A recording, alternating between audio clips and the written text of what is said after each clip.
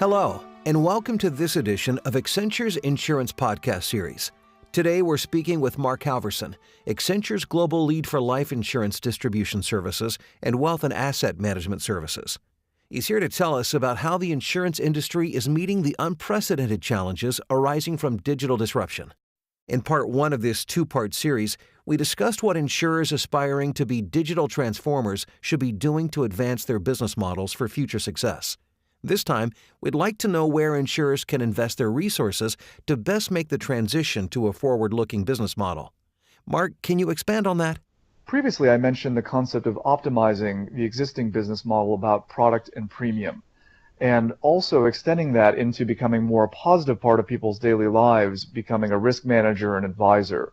Now, there's actually another step that insurers can begin to take in this new renaissance that we live in. As we're touching on, as people will well know, the pace of technology change and social change is so dramatic that the risk pools are shifting significantly. New risks are being identified and are emerging every day. And whether that be around artificial intelligence or whether it be around robotics or nanotechnology or genetic engineering, these new risk pools are dramatic. And what the opportunity, beyond just being an advisor and a risk manager to existing customers and insureds, is to start to embrace a concept that I typically would call venture insurance. How is it that investments can be made from the insurance company into some of these new technologies to make them a safe reality?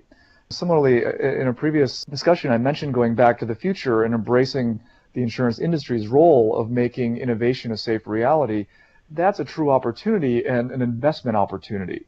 What I would often argue is that insurance companies are asset managers at their core. They take in money via premiums and then manage that money until something bad happens and they have to pay it out. An opportunity is to take a portion of that general account, much of which today is already invested in alternatives, and use it as a way to hedge the current business and risk pools by investing it into venture opportunities that will mature these new technologies and make them a safe reality.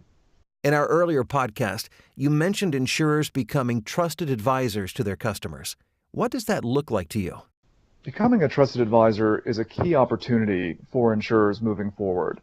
And there's a couple reasons that is an incredibly powerful thing, not just in order to maintain existing customers, but actually to backfill existing business. So if you look at the book of business of many insurers, at least in a personal lines space, what you find is that the aging societies in many countries around the world are actually going to reduce that book of business. I happen to live in the most rapidly aging demography in the world. Less cars are manufactured every year, less people drive every year. That's a real issue if a huge percentage of your book of business is tied to auto insurance. Now, the opportunity to extend that role past auto insurance and actually embrace the needs of elderly people as they continue to age is a unique opportunity to become that trusted advisor. And what we're seeing, if I were to extend the Japan example, is that not only about driving mobility, but how can I bridge that to a whole concept of living with dignity? How do I become the trusted advisor and enabler of people to live longer and better lives? Part of that can be embraced around robotic technology. We see a great deal of Japan is around home healthcare via robotics, and also many different forays into robotic exoskeletons, which will allow people mobility further into their lives, which is a huge factor as it relates to quality of life and frankly, longevity. So the opportunity for people to look, or for insurers and the industry, to look more broadly at the needs and intentions of the customers they serve today, not only will help them backfill for revenue that's going to decline, but also allow them to move into new areas that today are not being addressed and can position them not only better with their customers, but also better from a growth and revenue perspective.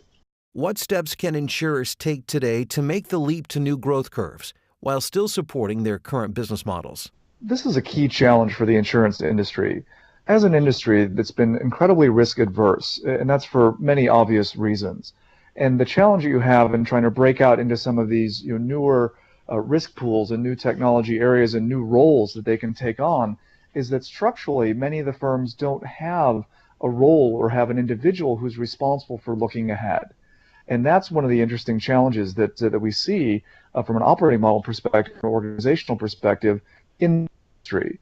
so many of the organizations are still tied to products, and that's where the P&L responsibility and the governance structure and the political power exists in many of these organizations. And the challenge is that products actually represent existing risk pools. And what we're talking about in new business models is new risk pools. So I think I've used the example before. The person who understands and underwrites personal auto today is not necessarily the one who's going to embrace and understand autonomous drive vehicles in the future. How do we understand what home healthcare robotics and the risk associated with that? Who is it in the firm who's responsible for addressing that new risk pool? So organizationally and from an operating model perspective, that's one of the key challenges that the insurance industry faces. And what we see is a lot of the leading edge firms are starting to create red teams. They're starting to create innovation labs or capabilities outside of their four walls to bring in the right type of mentality and culture and innovative thinking to allow for that bridge into new opportunity. Thanks for joining us. No, I certainly enjoyed it. Thank you. You've been listening to Mark Halverson, Accenture's global lead for life insurance distribution services and wealth and asset management services. If you'd like more information on how Accenture can help, please visit accenture.com/insurance.